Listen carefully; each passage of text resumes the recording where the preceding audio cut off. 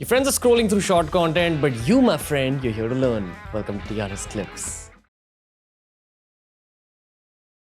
Do people know this whole Sone ki chidiya narrative, which effectively translates to the golden sparrow narrative? That in medieval times, we used to be the shit.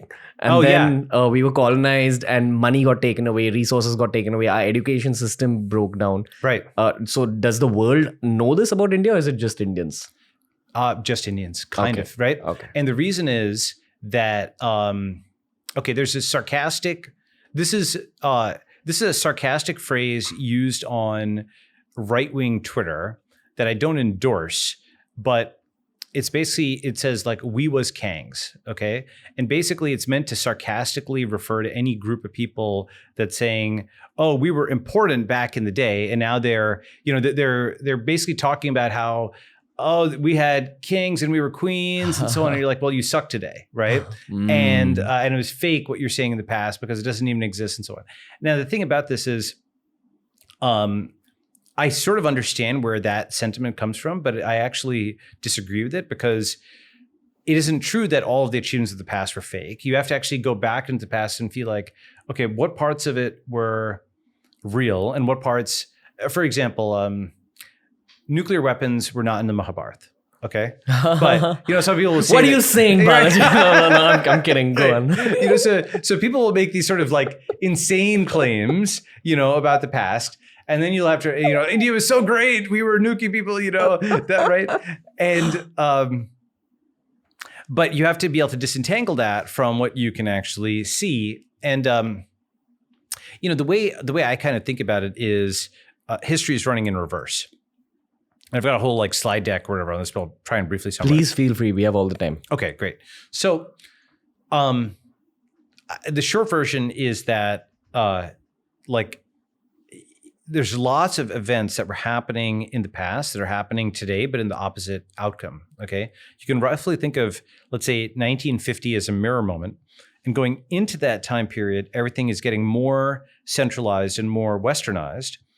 And then as you kind of go away from that, it gets more decentralized and de-westernized, okay? And, so let me just first give some examples to understand what I'm saying and then get the pattern.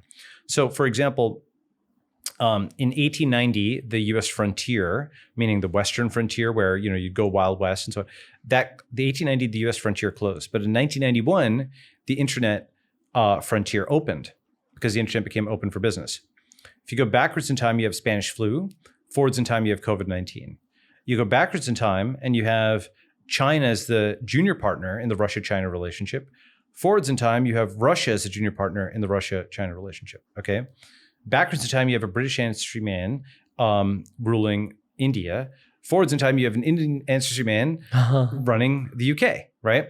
And it even gets to the point of you had British guys talking about the partition of India, and now you have an Indian ancestry guy and a Pakistani ancestry guy running Scotland talking about the partition of the UK, if you saw that, right? That was a huge, viral meme. That meme is not just one thing. There's 50 other examples like this, 100 other examples I've written up in this book, one of the chapters in the network state. And it's essentially, I'll just give a few more, right? So back in time, in the 1930s, the New York Times sided with Stalinist Russia against Ukraine. I don't know if you knew this. No. Okay, well, this is a bit of history that's being covered up. Sure. But the New York Times in the US was on the side of Stalin's Russia to choke out the rebellious province of Ukraine, right? Okay. Today, it's the opposite. The New York Times is on the side of Ukraine against Russia, right?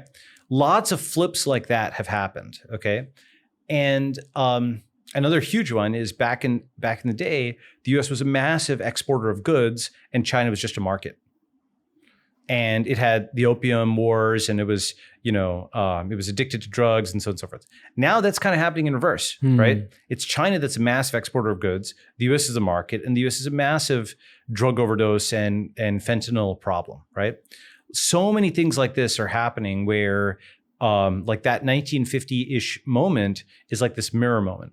And why is it a mirror moment? Well, one reason is that as you go into that, thing, for hundreds of years, technology had been centralizing, like mass media and mass production, but also telegraph and the railroad and so on. But then you have the invention of the transistor, and things start decentralizing. You have the transistor, the personal computer, the internet, smartphone, cryptocurrency.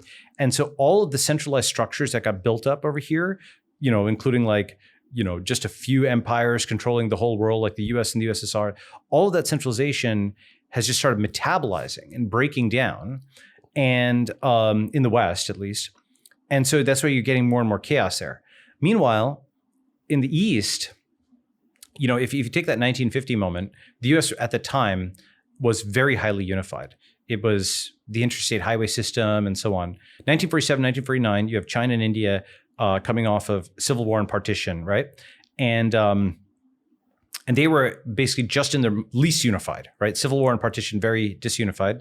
The US was completely unified under basically one, even if it was two parties, it was really one country, right? And now 70 years later, those are almost like in the opposite phase, right? India, after struggling through for a while through socialism and so on, is now the most unified it's ever been in its history. It was never one country before, right? And China is also very highly unified. The US is more and more disunited, right? So that's like a macro frame I have on the world. And so, we don't have to talk about we should know about it for sure. We should know within India how great Indian civilization was. But what makes people believe that is not the past. What makes people believe it? Is landing something on the moon. It's the future. What we're doing right now in order to build a more effective future. Yes. So within India, the narrative of we did do well in the past and we were only temporarily down, the golden sparrow narrative and so on that you mentioned, has merit. Outside, it sounds like whining or fake. Until you land something on the moon, and then you can say, guess what? We put this on the moon for $75 million. That's less than the cost of making a movie about it in the US. That's impressive. That's globally impressive, right? Like the airports are impressive. Like the Mumbai airport, Bangalore airport, they're world-class airports. The hotels now, they're like world-class. Like you can't ask for something.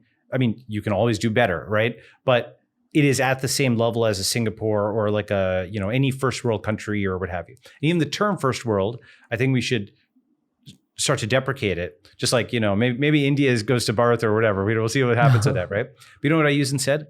What? We could talk about the ascending world and the descending world. Right? Okay. Because that talks about rates of change. See, first and third, it initially referred to like first world of, capitalist country, second world communist, third world non-aligned, but it became a ranking. That kind of implies a static aspect. So does developed and developing world. That's like the more euphemistic way of talking about it. But even that is patronizing because it says the developed world is just where things are and everything just converges to that, right? It's binary. It's not just binary. It is binary, but it's not just that. It also says developed world has developed. It's done. Okay. And it can't get any better than that, right? Actually, what's happening is that the quote developed world or first world, many big parts of it are declining. It's the declining world. So if you enjoyed this video, make sure you check out this playlist for more videos just like this. It's the Artist Clips.